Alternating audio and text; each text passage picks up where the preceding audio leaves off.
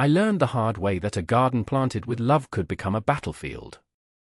For 5 years after my wife Sarah passed, her garden was my sanctuary. It was the one place where I still felt her presence, a chaotic and beautiful explosion of wildflowers, rambling roses, and herbs that she'd insisted must be planted according to the phases of the moon. I run a landscaping company, a business built on order and precision, perfectly edged lawns, symmetrical hedges, and strategically placed mulch. My own front yard was a testament to that, except for this one wild patch. Sarah's patch. It was a living memorial, and I wouldn't have traded it for the most pristine putting green in the world. It was a conversation I was still having with her. Our neighborhood, Oak Creek Estates, had always been a quiet, live and let live sort of place.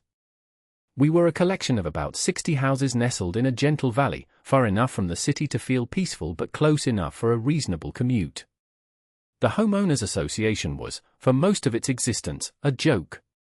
It was run by a rotating cast of retirees who mostly just made sure the little wooden sign at the entrance was repainted every few years and organized a deeply unenthusiastic potluck in July. Dues were minimal, rules were common sense, and nobody bothered you if your grass was a half-inch too long.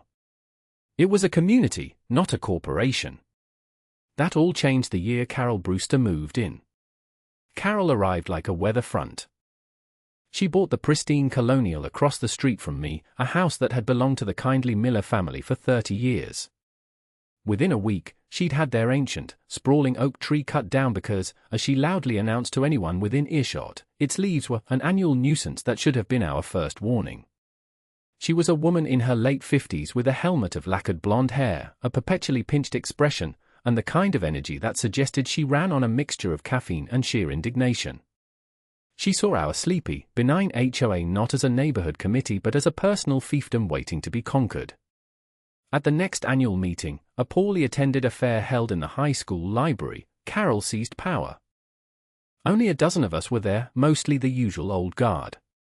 She came prepared with a PowerPoint presentation on restoring community standards. She spoke of property values, curb appeal, and aesthetic cohesion.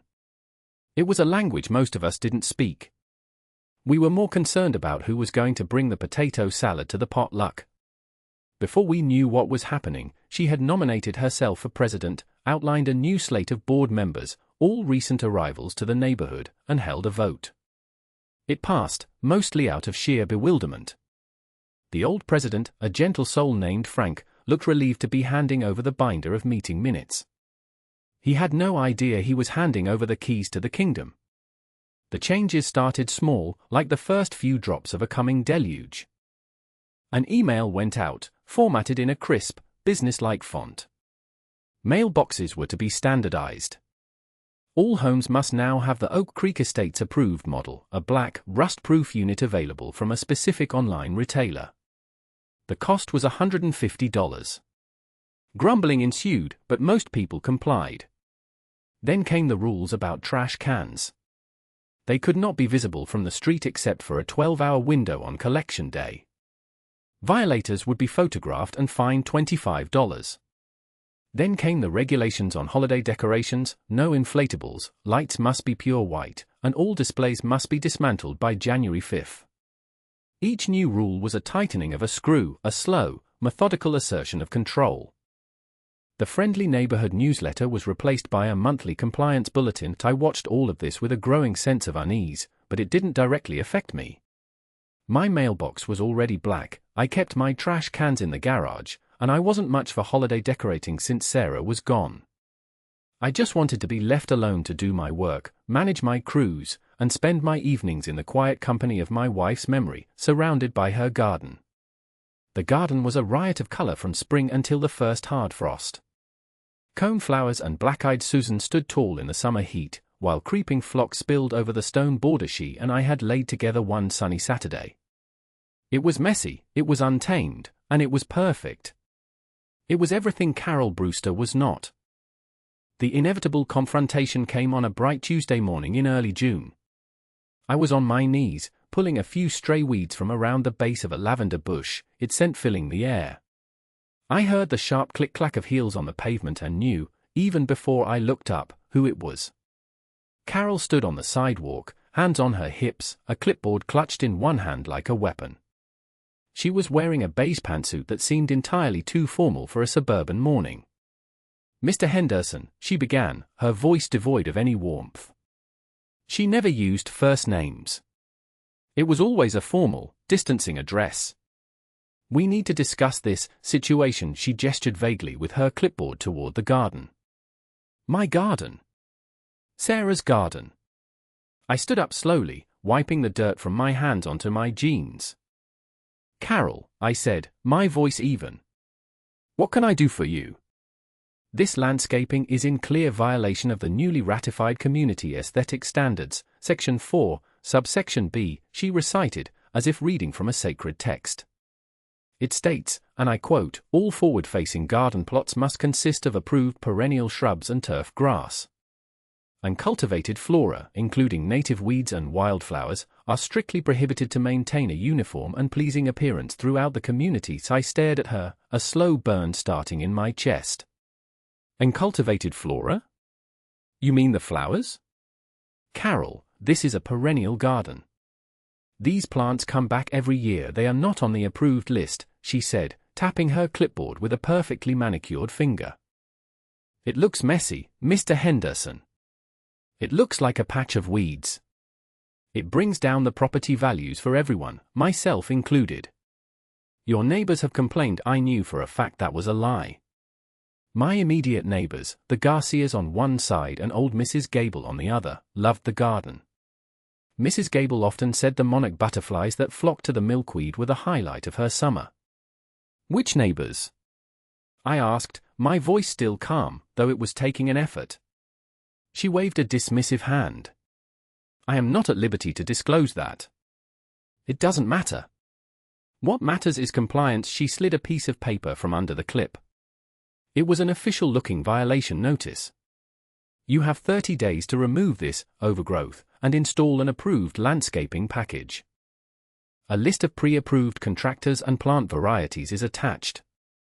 Failure to comply will result in a fine of $50 per day." I took the paper from her, my hand steady. I glanced at it, saw the cold, typed words, and then looked back at her. I thought of Sarah, her hands covered in soil, her face beaming as she planted the first coneflower seeds. I thought of the hours we'd spent together in this very spot, planning and dreaming. This patch of earth was more than just a garden. It was the last thing she built. "No," I said. It was a quiet word, but it felt as solid as the stone border at my feet. Carol's eyes narrowed. "I beg your pardon." I said no, I repeated, a little louder this time. "My late wife planted that garden. It's not going anywhere." Tearing it out would require a court order. I hadn't planned to say it, but the words came out, forged in a sudden, white-hot certainty. I was drawing a line not in the sand, but in the soil Sarah had tended. Her face, already a mask of stern disapproval, hardened into something uglier. It was the look of a petty tyrant who had just been denied her tribute.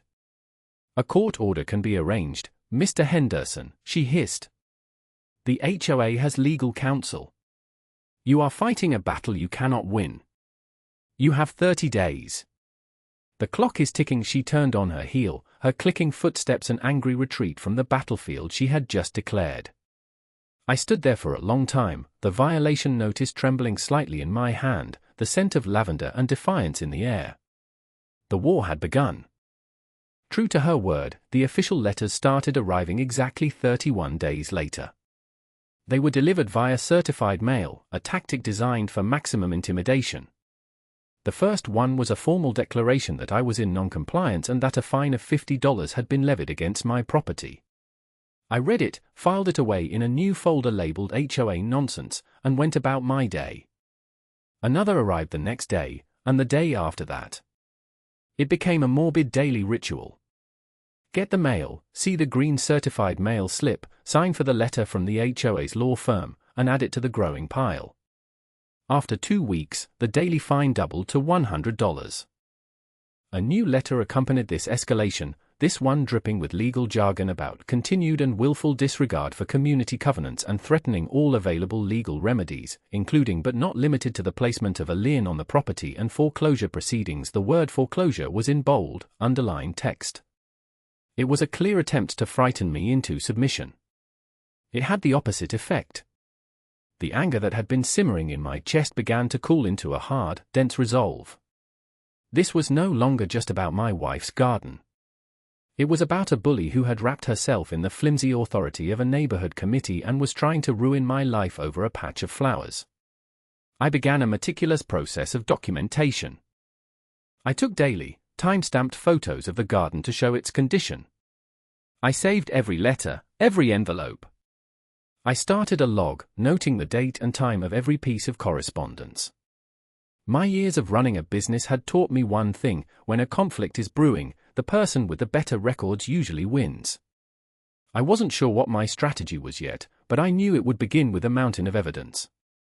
The conflict soon began to spill over to my neighbors. One afternoon, I saw Carol standing on the sidewalk in front of Mrs. Gable's house, pointing at the simple wooden bird feeder that hung from a branch of her dogwood tree. Mrs. Gable, a widow in her 80s who had lived in her house for 50 years, stood on her porch looking distressed.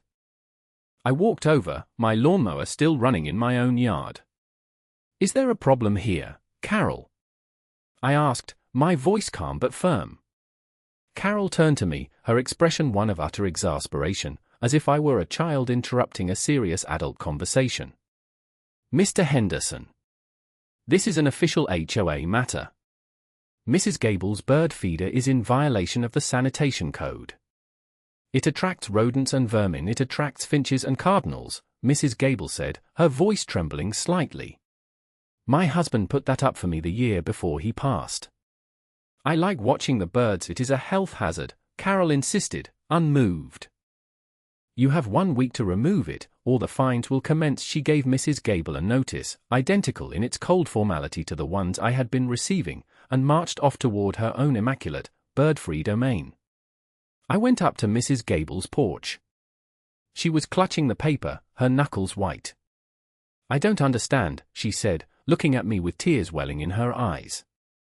"We've had that feeder for 20 years. No one has ever said a word." "It's not you, Mrs. Gable," I told her, my voice softening. "It's her. She's on a power trip." I spent the next half hour with her, calming her down, assuring her we would figure something out. It was then I realized that Carol wasn't just my problem. She was a blight on the entire community. Her quest for standards was nothing more than a campaign of harassment against anyone who didn't conform to her sterile vision of suburbia. A few days later, Arthur Jennings, a retired tax attorney who lived 2 doors down, flagged me down as I was getting out of my work truck. Arthur was a fixture in the neighborhood, a calm and thoughtful man in his 70s who had served on the original HOA board back when its primary function was planning the annual barbecue. "Mark," he said, foregoing the formal address Carol insisted on, "I've been hearing things. About your garden. About Eleanor Gable's bird feeder. Tell me what's going on." We stood on the sidewalk for an hour as I laid out the whole story, the initial confrontation, the daily fines, the threatening letters. Arthur listened patiently, his brow furrowed in concentration. When I was finished, he shook his head slowly. "This is madness," he said. "This isn't what the association was ever meant to be. It was a tool for neighbors to help each other, not a weapon for one neighbor to torment another." He looked over at my garden, which was in full, glorious bloom. "Sarah would be proud of you for standing up for this," he said quietly. "But this woman is playing for keeps. These threats of a lien, she can do it.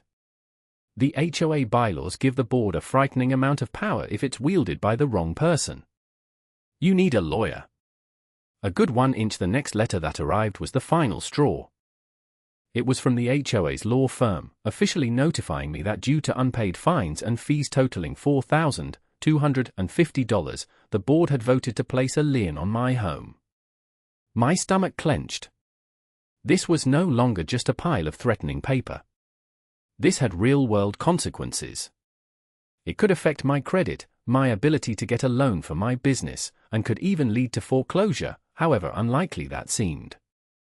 Arthur was right. It was time to stop being reactive and start fighting back in a language Carol would understand. I found a lawyer who specialized in real estate and contract law, a sharp, no-nonsense man named David Chen. I walked into his office with my thick folder of documents. I spent an hour laying out the entire saga, from Carol's rise to power to the Lynn notice. He listened intently, occasionally jotting down a note. When I finished, he leaned back in his chair and looked at me over the top of his glasses.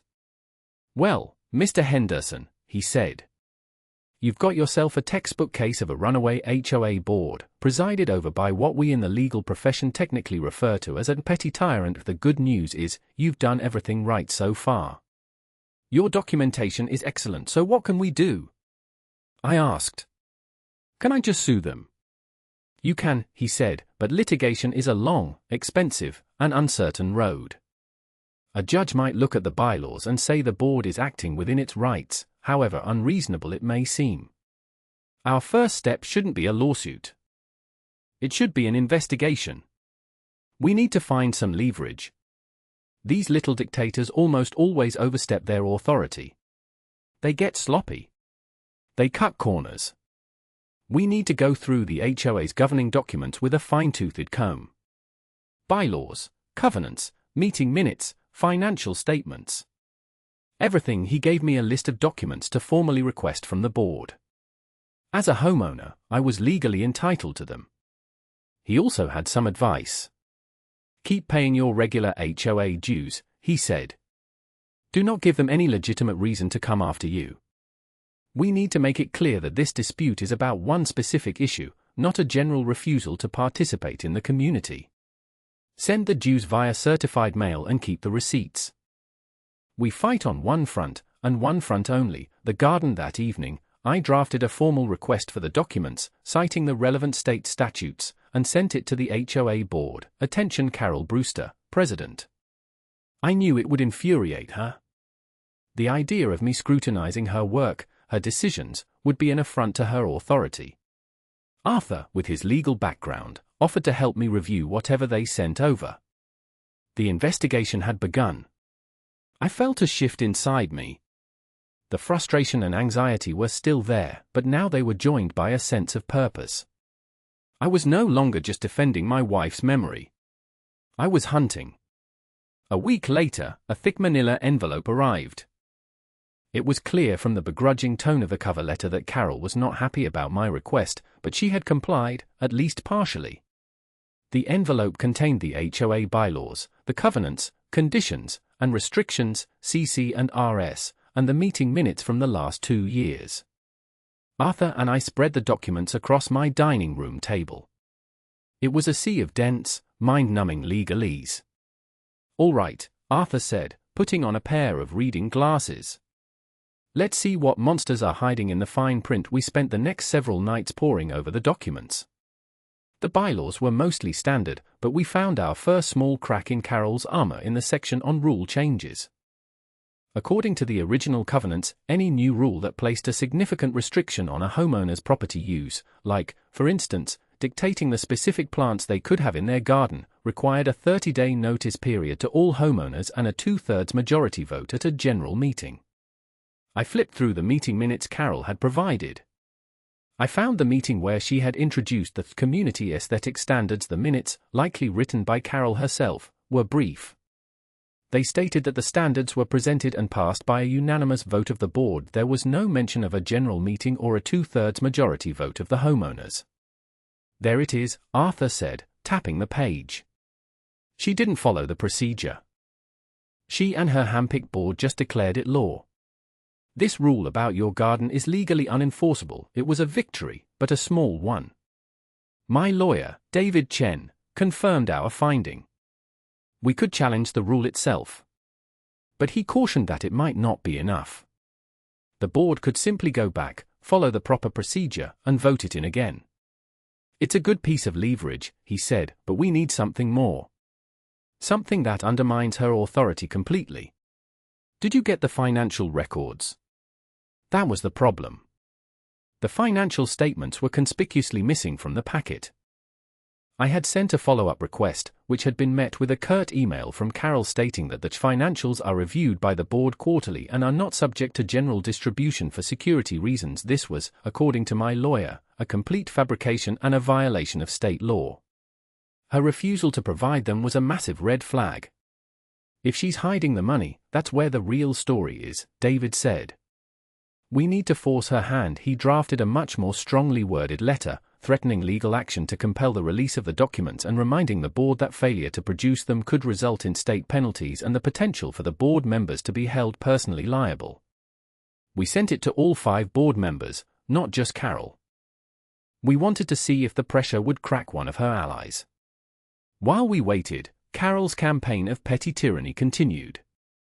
More residents received violation notices for trivial things: a child's bicycle left in a driveway, a small political sign in a window, a satellite dish that was supposedly mounted an inch too low. The neighborhood was on edge. The quiet, friendly atmosphere had been replaced by one of suspicion and fear. People who used to wave as they drove by now kept their eyes straight ahead. Carol had created her community standards, but in doing so, she had destroyed the actual community. The turning point came not from a legal document, but from my own line of work. As part of my landscaping business, I have accounts with nearly every major nursery and landscape supplier in the state. One rainy afternoon, I was reviewing invoices in my office when a name caught my eye. Suburban Beautification LLC. It was the name of one of the pre-approved contractors on the list Carol had sent me with my first violation notice. I recognized it because the invoice was for a massive order of boxwood shrubs and ornamental grasses, the exact kinds of plants on Carol's approved list. The delivery address wasn't for a specific home, but for the common area near the neighborhood entrance. The HOA was using this company. Out of curiosity, I looked up the company in the state's business registry. Suburban Beautification LLC had been incorporated just 8 months ago. The registered agent and sole officer was a man named Martin Gable. The name was common enough, but something about it nagged at me. Then I did a quick social media search. I found Martin Gable. His profile picture showed him standing next to a smiling woman at a family barbecue. The woman was Carol Brewster. The caption read, "Great time celebrating with my sister-in-law, Carol." My heart started to beat faster. Her brother-in-law. Carol was using HOA funds to hire her own brother-in-law's brand new company. I started digging deeper. I called a friend who owned a competing landscape supply company and asked him to price out the invoice I had seen. He came back with a number that was nearly 40% lower than what Suburban Beautification had charged the HOA. Not only was she funneling money to her family, she was doing it at a grossly inflated price. This was it. This was the smoking gun. The unenforceable garden rule wasn't just about aesthetics, it was a racket.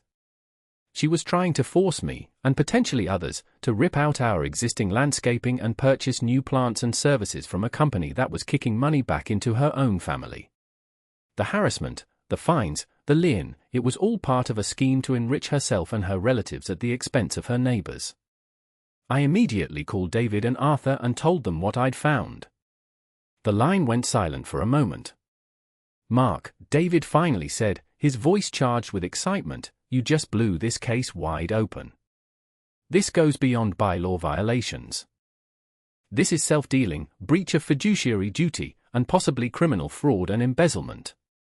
She's not just a petty tyrant. She's a crook." Our strategy shifted instantly. We were no longer on the defensive. We were on the attack. David advised against an immediate confrontation. "She'll just deny it and shred the evidence," he said. "The annual homeowners meeting is in 3 weeks. That's our stage. We present this to the entire community at once. We give her nowhere to run. The next 3 weeks were a flurry of preparation." David filed a motion in court to compel the release of the financial records, citing our evidence of potential fraud. Faced with a judge's order, a panicked-looking HOA treasurer, one of Carol's board members who clearly had no idea what was going on, finally couriered over the bank statements and check registers. They were even more damning than I had imagined. Check after check made out to Suburban Beautification LLC for common area maintenance, tree trimming, and seasonal planting. The amounts were staggering. In less than a year, Carol's board had paid her brother-in-law's company over $50,000 for work that, based on my professional estimate, should have cost half that. The HOA's reserve fund, which was supposed to be for major repairs like repaving the roads, was nearly empty. Arthur and I started talking to our neighbors, quietly at first. We showed them the evidence. The initial fear gave way to a cold, hard anger. People who had been too intimidated to speak up were now furious.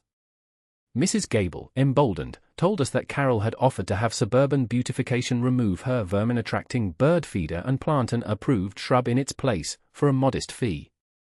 It was extortion, plain and simple.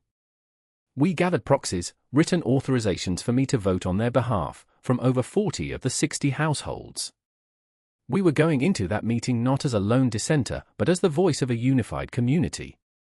The night of the annual meeting, the high school library was packed. People were standing along the walls. I had never seen more than 15 people at one of these things.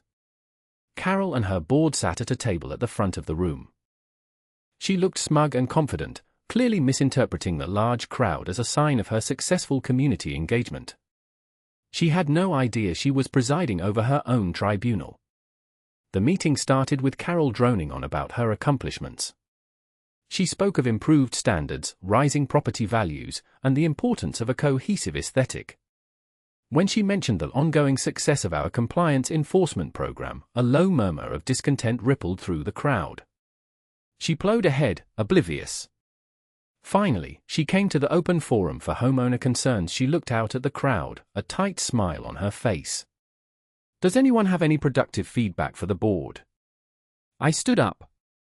My heart was pounding, but my voice was steady when I spoke. "I do." Carol's smile vanished. "Mr. Henderson," she said, her voice dripping with condescension. "I trust this isn't about your non-compliant weed patch. That matter is pending legal action and is not appropriate for this forum. It's not about my garden, Carol," I said, walking to the front of the room. David Chen stood up from his seat in the front row and set up a projector he had brought. "It's about the HOA's finances." An image flashed onto the screen behind Carol. It was the Articles of Incorporation for Suburban Beautification LLC, with her brother-in-law's name clearly visible. Carol's face went pale. For the next 20 minutes, I walked the community through our findings. I didn't raise my voice. I didn't use inflammatory language.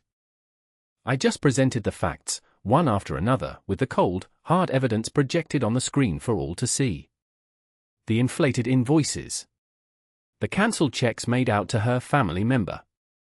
The HOA's depleted bank accounts. The section of the bylaws she had violated by not disclosing her conflict of interest and not seeking competitive bids. When I finished, the silence in the room was absolute. It was a heavy, damning silence. Every eye was on Carol. Her face had gone from pale to a blotchy, furious red. "These are lies," she shrieked, finding her voice.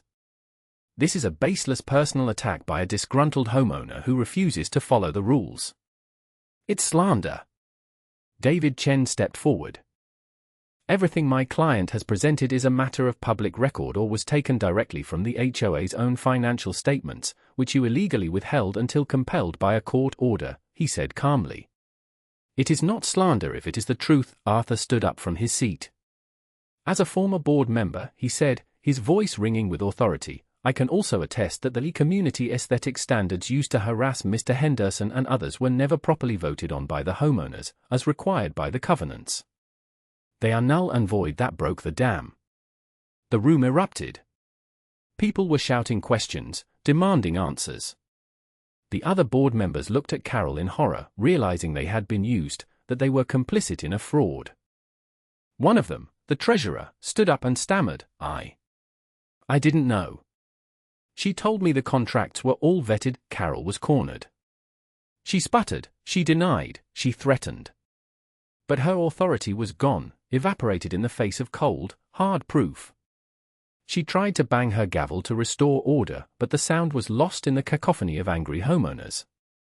Finally, realizing she had lost, she grabbed her purse, shrieked, "I will not be subjected to this abuse," and stormed out of the library, shoving her way through the crowd. The reign of the petty tyrant was over. In the immediate aftermath of that explosive meeting, Carol's empire crumbled with astonishing speed. The remaining 4 board members resigned via a collective email the very next morning, effective immediately. They claimed they had been misled and wanted no part in the impending legal storm. This left Oak Creek Estates without a functioning HOA board, a state of anarchy that felt more peaceful than the orderly tyranny we had been living under. The story, fanned by the local reporter who had been in the audience, hit the town newspaper 2 days later.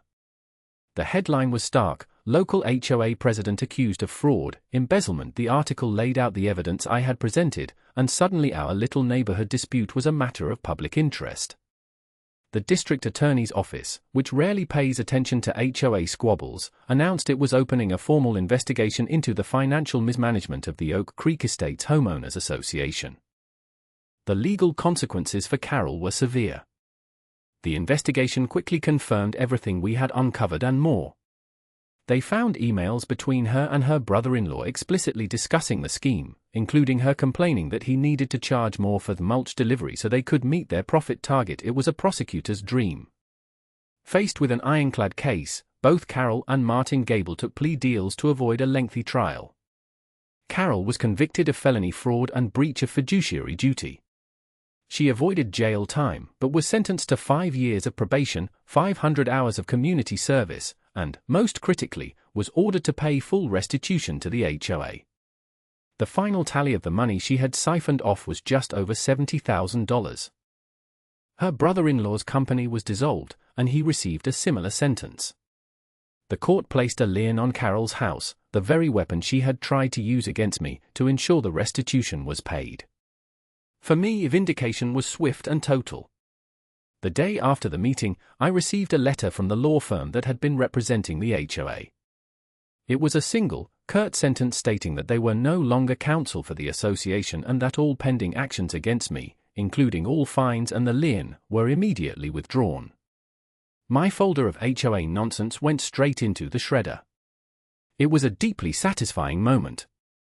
The neighborhood began to heal. An emergency meeting was called, and a new, interim board was elected.